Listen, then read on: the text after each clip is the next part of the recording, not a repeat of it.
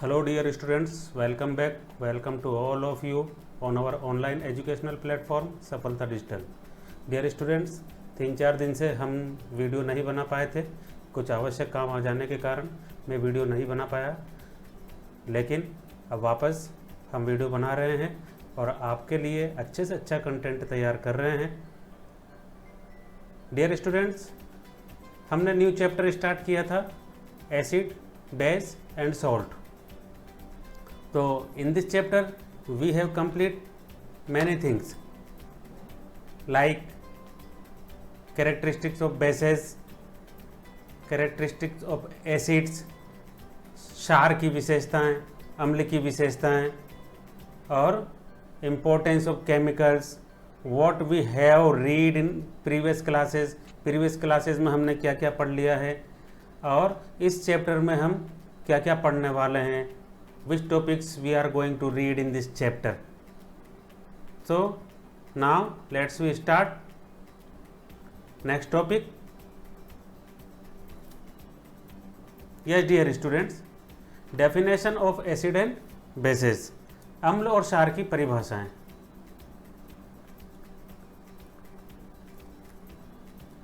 अम्ल व क्षार की परिभाषा हिंदी मीडियम के स्टूडेंट्स लिख सकते हैं। जैसे मैं लिख रहा हूँ उसी तरीके से आप लोग आसानी से लिख सकते हैं। मैं समझता हूँ कि आप लोगों ने अपना अपने नोटबुक और पेन अपने हाथ में रख लिए होंगे और उसी के साथ में आप बैठे होंगे, तो आपको लिखना चाहिए। मैं बार बार लिखने पर ही फोकस कर रहा हूँ क्योंकि it will beneficial for you. यह आपको बहुत लाभ देने वाला है। आप लिखिए, अपने नोट्स बनाइए। Definitions of acid and bases. There are 3 theories given by different scientists. Different scientists के अनुसार 3 तरह की थ्योरी दी गई है। तो ठीक है, तो उनके अनुसार हम अम्ल और क्षार की डेफिनेशन पढ़ेंगे। तो according to those theories we will read definitions of acid and bases. So first theory is Arrhenius theory. Okay. Second theory, Bronsted-Lowry theory. Third theory is Lewis theory.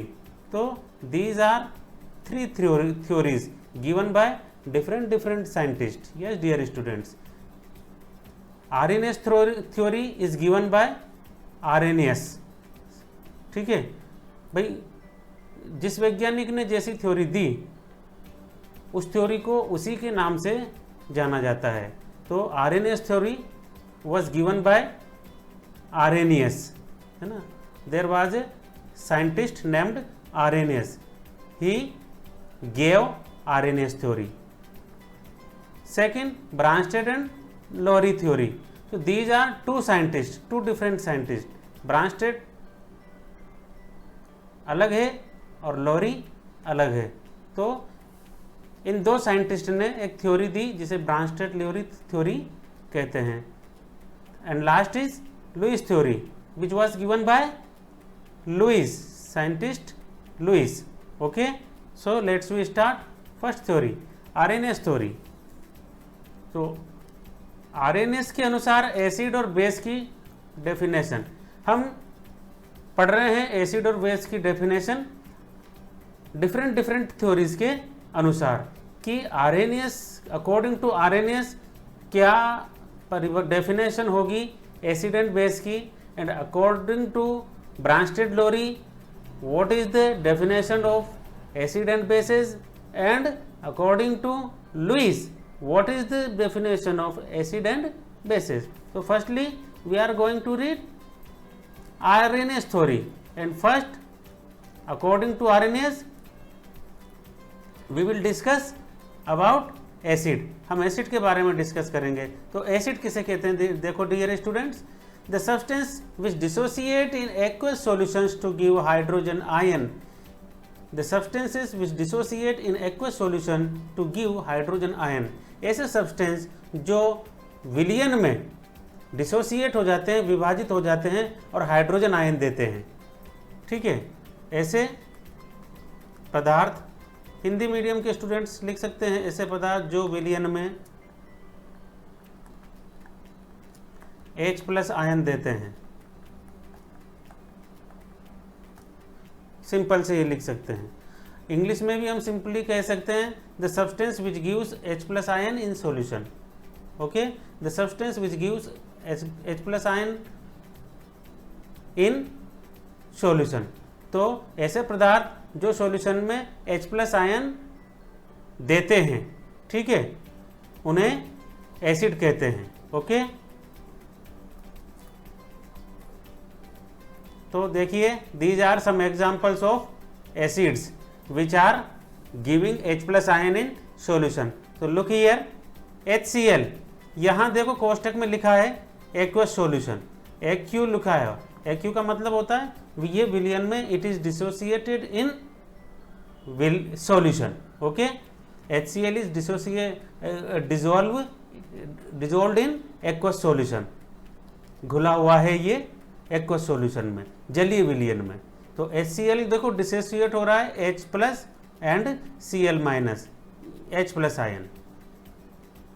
इसी H प्लस आयन के कारण यह substance यानी कि यह HCl acid है, क्योंकि यह सॉल्यूशन में H प्लस आयन दे रहा है। ओके, तो that's why HCl is a acid. Next example HNO3। HNO3 is also giving H plus ion in solution. देखिए आप, you can see here H plus and NO3 minus. दो तरह के ion बनाते हैं, कोई भी सब्सटेंस होता है ये इस तरीके से, तो ये दो तरह के आयन बना रहे हैं, प्लस एंड माइनस। यदि प्लस में H प्लस है तो that is a acid. If any substance is giving H plus ion by dissociating in aqueous solution, then that substances are called as acids. Okay, next example is H2SO4, sulfuric acid। Sulphuric अम्ल, और ये है nitric अम्ल, और ये है hydrochloric अम्ल।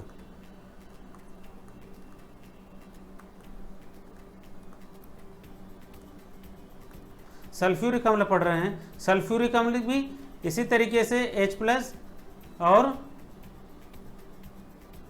HSO4 में डिसोसिएट हो जाता है। ये H प्लस कर सकता है या HSO4 माइनस। अब ये फर्दर डिसोसिएट हो सकता है आगे HSO4 इस तरीके से।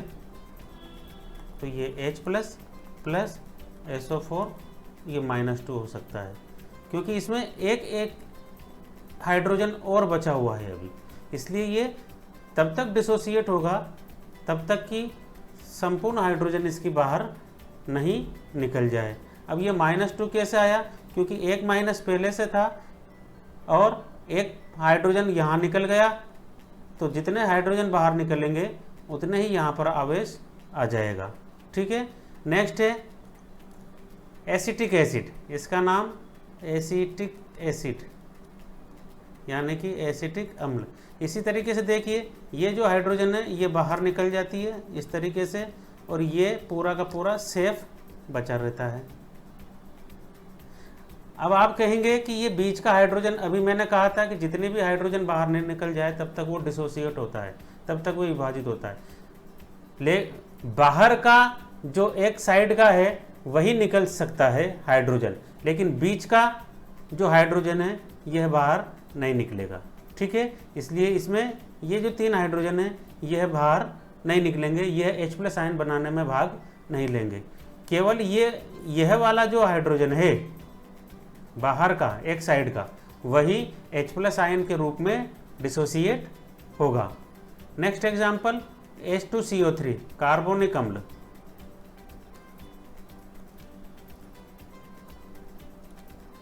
तो देखिए ये H प्लस में डिसोसिएट हो रहा है और HCO3 में डिसोसिएट हो रहा है। ठीक है, तो इस तरीके से ये एग्जाम्पल्स हैं एसिड्स के।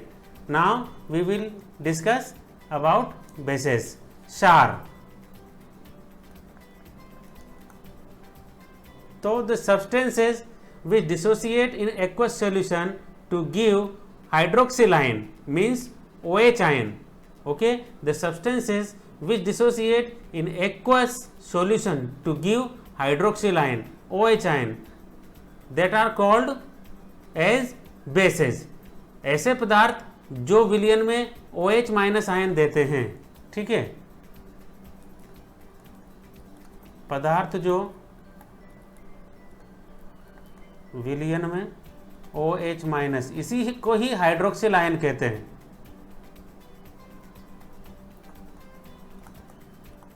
क्षार कहलाते हैं. दैट आर कॉल्ड क्षार, bases, sorry.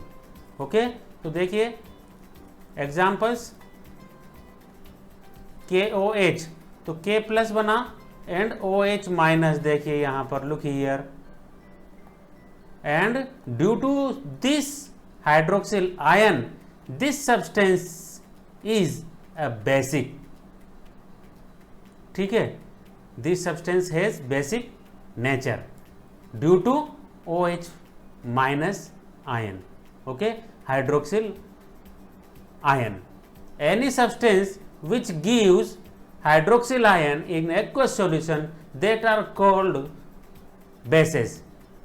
Okay, NaOH, Na plus OH minus, यहाँ से डिसोसिएट हो रहे हैं. देखो यहाँ से टूट रहे हैं ये, इसी तरीके से ये टूट जाएगा. ये देखिए आप, CaOH का होल 2 है ना, तो Ca plus 2OH minus, NH4OH, NH4 plus, ये देखिए, एंड OH माइनस आयन.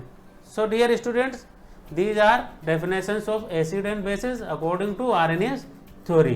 कि भाई अम्ल किसे कहते हैं आरएनएस के अनुसार? कि वह पदार्थ जो H प्लस देंगे, सब्सटेंस जो H प्लस देते हैं सॉल्यूशन में, वो एसिड हैं. और ऐसे सब्सटेंस जो सॉल्यूशन में OH माइनस आयन देते हैं, हाइड्रोक्सिल आयन देते हैं, वह बेसेज है, क्षार हैं.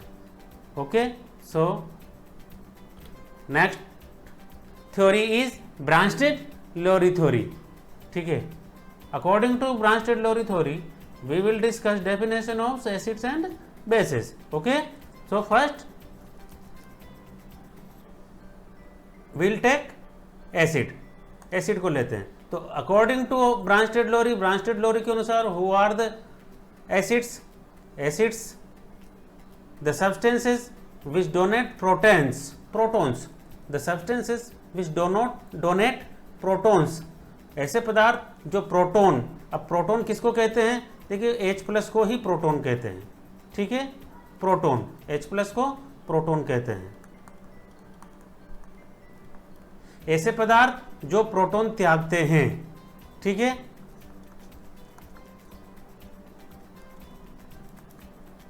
ऐसे पदार्थ जो प्रोटोन मीन्स H प्लस देते हैं या त्यागते हैं, एसिड्स कहलाते हैं.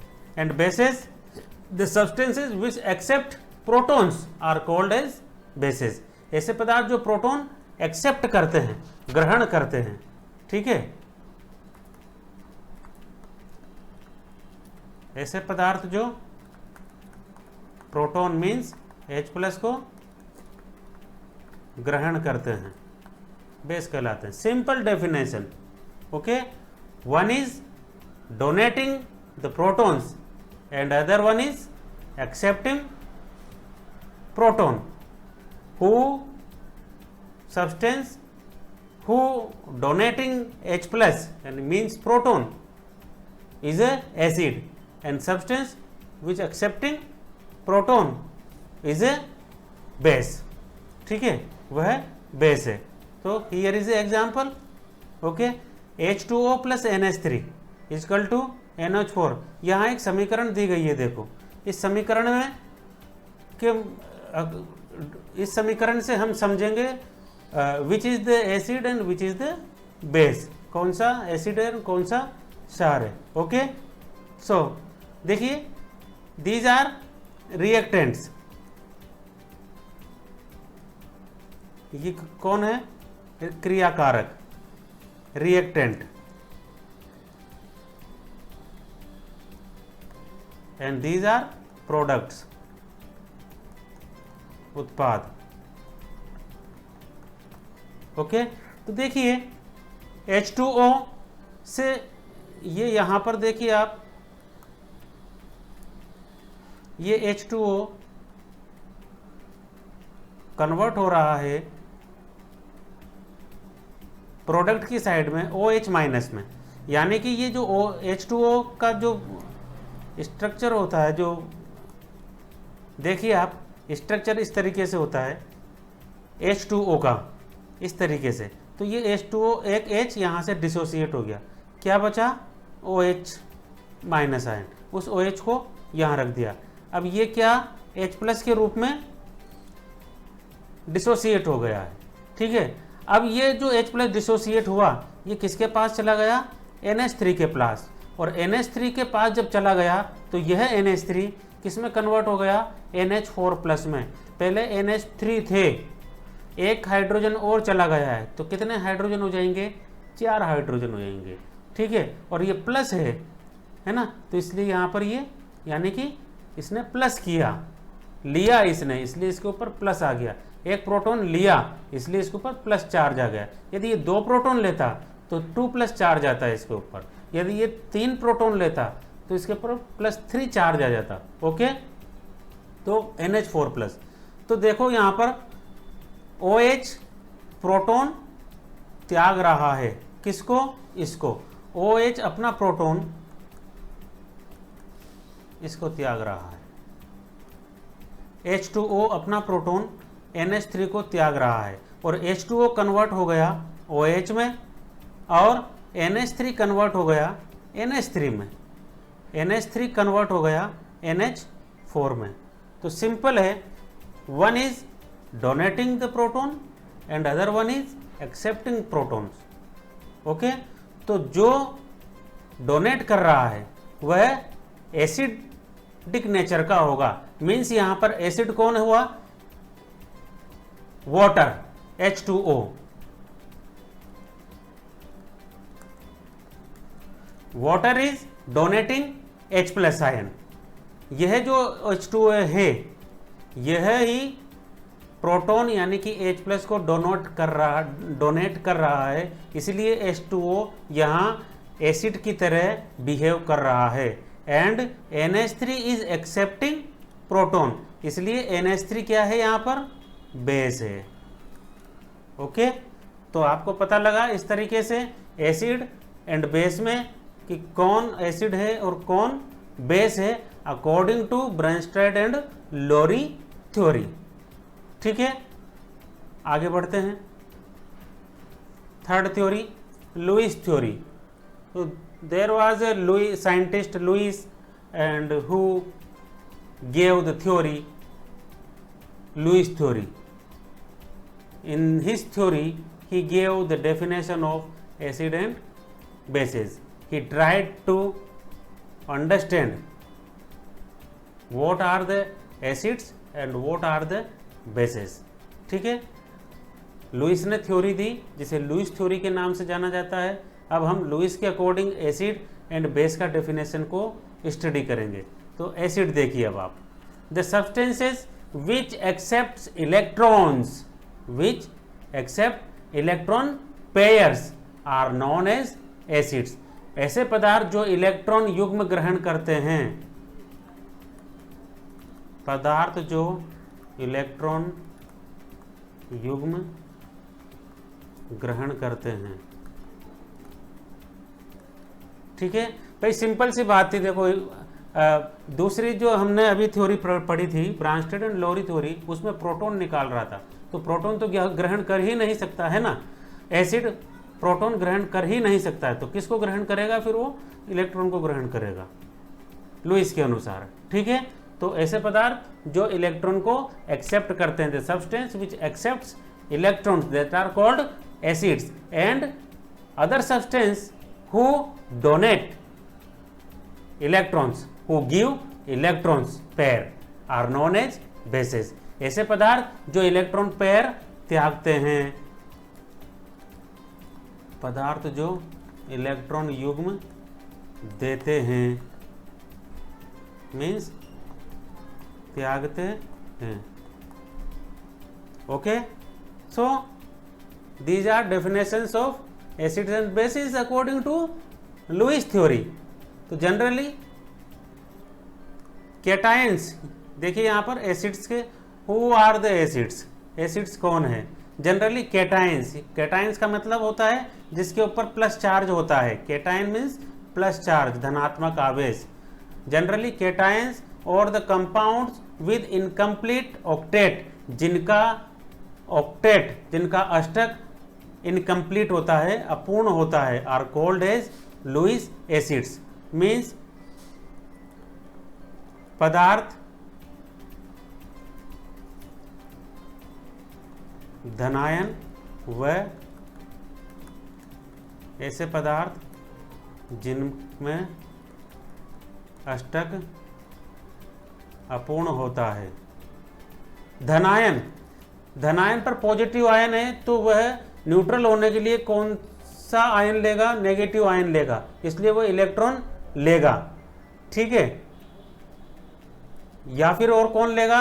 ऐसे सब्सटेंस जिनका ऑक्टेट इनकम्प्लीट है। ऑक्टेट का मीन्स होता है जैसे ये एटम है,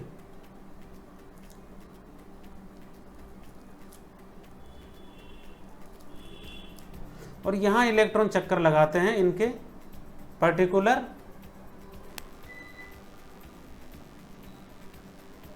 राउंड पथ पर, यानी कि पर्टिकुलर क्लास में ये चक्कर लगाते हैं।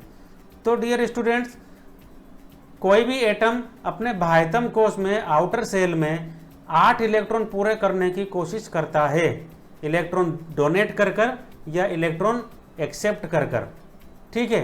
यदि 8 इलेक्ट्रॉन से कम है, किसी एटम के पास 8 इलेक्ट्रॉन से कम इलेक्ट्रॉन्स हैं, तो उसे कहते हैं इनकम्प्लीट ऑक्टेट, ओके।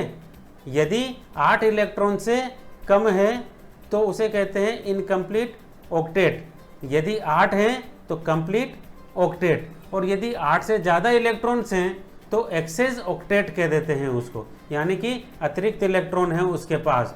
तो जिसके पास अतिरिक्त इलेक्ट्रॉन होंगे वह इलेक्ट्रॉन डोनेट करेगा, और जिसके पास इलेक्ट्रॉन्स की कमी होगी, यानी कि जिसका ऑक्टेट इनकम्प्लीट होगा, वह इलेक्ट्रॉन एक्सेप्ट करेगा नेचुरली, और जिनके पास इलेक्ट्रॉन ज़्यादा होंगे वह डोनेट करेगा, ठीक है। कोई भी इलेक्ट्रॉन ऑक्टेट इलेक्ट्रॉन लेकर या देकर अपना ऑक्टेट कंप्लीट करना चाहता है न्यूट्रल स्टेट में आने के लिए, ओके।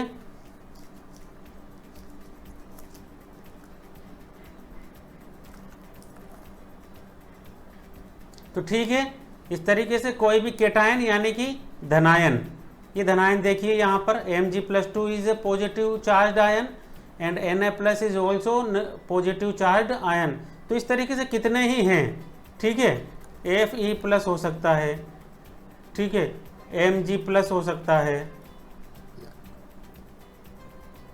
तो कितने ही धनावेशित आयन है, कितने ही पॉजिटिव चार्ज आयन है, वह इस तरह एसिड की कैटेगरी में आएंगे। और ऐसे सब्सटेंस जिनके ऑक्टेट में इनकम्प्लीट, जिनका ऑक्टेट इनकम्प्लीट होता है, जैसे BF3 का ऑक्टेट इनकम्प्लीट है, AlCl3 का ऑक्टेट इनकम्प्लीट होता है, ठीक है। इस तरीके से ये ऐसे सब्सटेंस एसिड कहलाते हैं। जबकि आप देखिए बेस के लिए the substances which gives electron pair are known as bases. जिनके पास जो इलेक्ट्रॉन पेयर डोनेट करते हैं, गिव करते हैं, देते हैं, तो वह बेस हैं। अब कौन कौन देगा? वह देगा जिनके पास जो नेगेटिव चार्ज है वह देंगे, और जिनका ऑक्टेट कंप्लीट ज़्यादा है वह देंगे, ठीक है।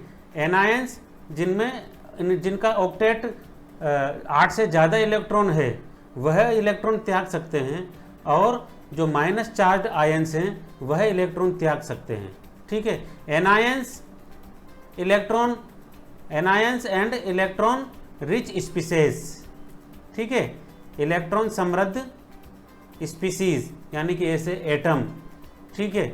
और the compound containing lone pair of electrons, और ऐसे कंपाउंड जिनके ऊपर लोन पेयर होता है, जैसे यहाँ H2 है, H2O के पास 2 लोन पेयर होते हैं, यहाँ NH3 है, NH3 पर यहाँ पर एक लोन पेयर होता है, एकाकी इलेक्ट्रॉन युग्म, लोन पेयर जिसको कहते हैं। ठीक है, इस तरीके से एनायन और इलेक्ट्रॉन रिच स्पीसीज एंड ऐसे कंपाउंड जिनके ऊपर लोन पेयर होते हैं वह इलेक्ट्रॉन को डोनेट करेंगे, और ऐसे सब्सटेंस बेसिक नेचर को डेमोन्स्ट्रेट करते हैं। तो ये थी एसिड एंड बेस की definition according to these 3 theories which were given by different scientists, Lewis theory, Bronsted-Lowry theory and Arrhenius theory. Okay, so now we will read next topic. How do metal carbonates and metal hydrogen carbonates react with acids? ठीक है, कैसे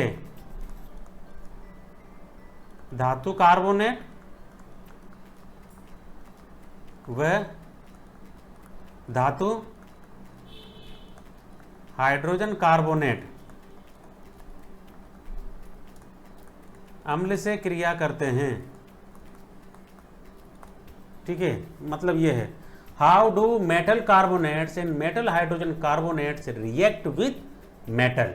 okay, देखिए आप, limestone, chalk, marble, these are metal carbonates, metal hydrogen carbonates, examples of metal carbonate and metal hydrogen carbonates are different forms of calcium carbonate। देखिए आप, ये calcium carbonate, all metal carbonates and hydrogen carbonates react with acids to give a corresponding salt। उसका corresponding salt संयुग्मी salt देते हैं, लवण बनाते हैं, carbon dioxide बनाते हैं एंड वाटर बनाते हैं। कोई भी धातु कार्बोनेट और धातु हाइड्रोजन कार्बोनेट एसिड से रिएक्ट करता है तो वह उसका कोरस्पॉन्डिंग सोल्ट बनाएंगे, कार्बन डाइऑक्साइड बनाएंगे एंड वाटर बनाएंगे। ठीक है, देखिए किस तरीके से इस मेटल रिएक्शन को लिख सकते हैं, मेटल कार्बोनेट और मेटल हाइड्रोजन कार्बोनेट। देखिए आप, ये मेटल कार्बोनेट हो सकता है या फिर मेटल हाइड्रोजन कार्बोनेट हो सकता है प्लस एसिड। तो क्या क्या बनेगा, salt, carbon dioxide and water. ये याद रखना है हमको कि भाई कोई भी मेटल कार्बोनेट हुआ, कोई भी मेटल हाइड्रोजन कार्बोनेट हुआ, वह एसिड के साथ क्रिया करेगा तो साल्ट बनाएगा, कार्बन डाइऑक्साइड बनाएगा एंड वाटर बनाएगा। देखिए हियर इज एग्जाम्पल Na2CO3, ये है सोडियम कार्बोनेट।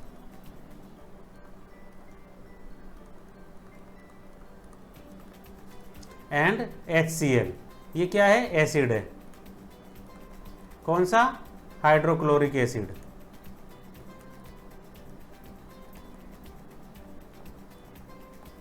तो देखिए ये सोडियम कार्बोनेट एंड ये एसिड जब रिएक्ट कर रहे हैं तो बना रहा है NaCl। भाई कार्बोनेट किसका है, ये सोडियम का कार्बोनेट है, sodium carbonate. It is a carbonate of sodium, that's why it will make it's corresponding salt. इसका संयुग्मी ही सोल्ट को ये फॉर्म करेगा। ओके, तो NaCl ही बनेगा and water and carbon dioxide. Okay, next example sodium hydrogen carbonate. Sodium hydrogen, ये रहा hydrogen carbonate and HCl। तो ये दोनों क्रिया करेंगे तो वापस वही NaCl बनेगा। देखो Na का हाइड्रोजन कार्बोनेट है, it is a hydrogen carbonate of sodium metal. Okay, that's why NaCl will form as a salt, H2O and CO2। तो देखो स्टूडेंट्स, इस तरीके से कोई भी metal carbonate, metal hydrogen carbonate जब भी एसिड से रिएक्ट करेगा तो वह उसका कोरस्पॉन्डिंग सोल्ट को फॉर्म करेगा कार्बन डाइऑक्साइड फॉर्म करेगा एंड वाटर, यानी कि corresponding salt carbon dioxide and water को फॉर्म करेगा, बनाएगा। Okay, next topic is how do acids and bases react with each other. कैसे एसिड एंड बेस रिएक्ट करते हैं एक दूसरे से। तो अबाउट हमने पहले भी पढ़ा है, एसिड और बेस रिएक्ट करेंगे तो सॉल्ट एंड वाटर बनाएंगे, सिंपल रिएक्शन है। जब भी एसिड एंड बेस रिएक्ट करेंगे तो सॉल्ट एंड वाटर, ठीक है। And this reaction is called as neutralization reaction. Whenever acid and base reacts to each other they form salt and water and this reaction is called as neutralization reaction।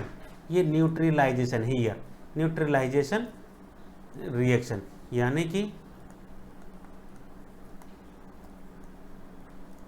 उदासीनीकरण अभिक्रिया, ठीक है, neutral हो गया है, ठीक है।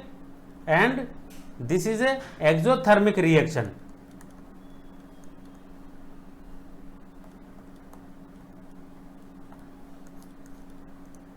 Every neutralization reaction is exothermic reaction, ठीक है।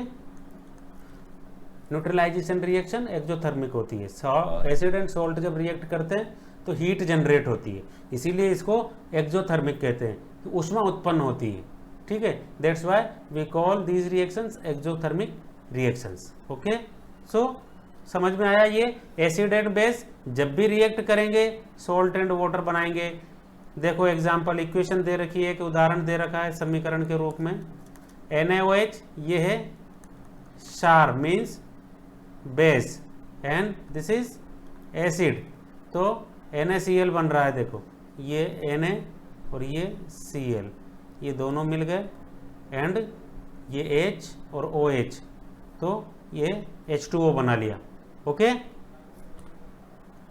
Reaction of metallic oxides with acids. Metallic oxide धात्विक oxide,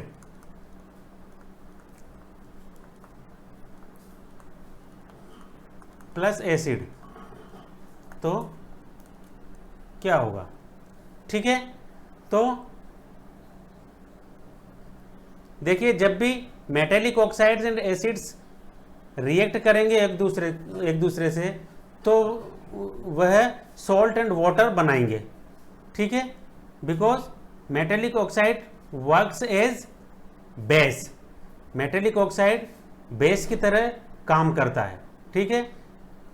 metallic oxides react with acids to give salt and water similar to the reaction of base with an acid. Metallic oxide are said to be basic oxides, है ना। इसे क्षारीय oxide भी कहते हैं, metallic oxides को क्षारीय oxides भी कहते हैं।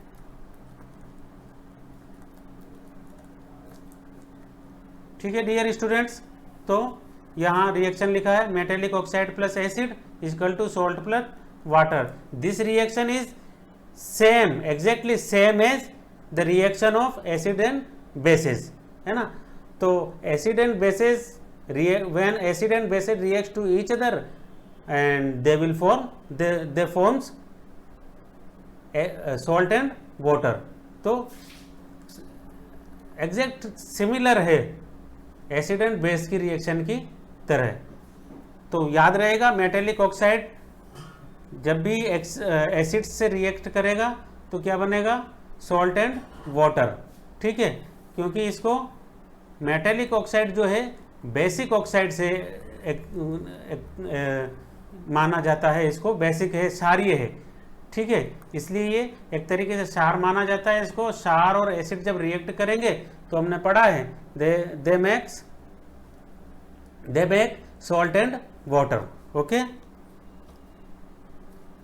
अब होम असाइनमेंट है आपके लिए, आपको घर पर करना है ये home assignment.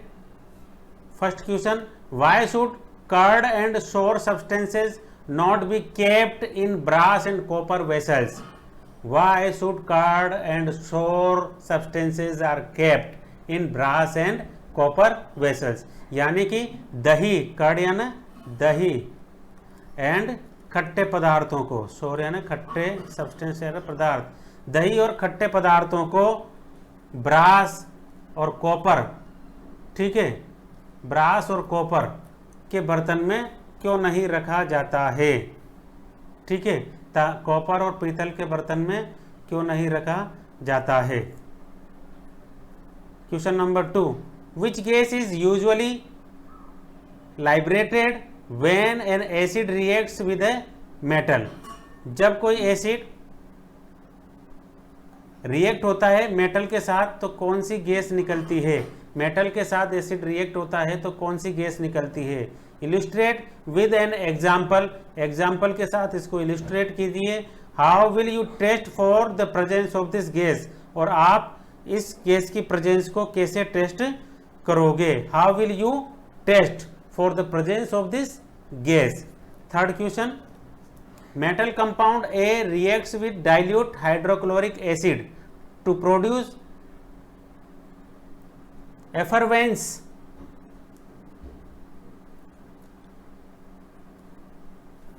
Metal compounds A reacts with dilute hydrochloric acid, dilute hydrochloric acid से रिएक्ट होता है compound A to produce effervescence यानी कि बुदबुदाहट।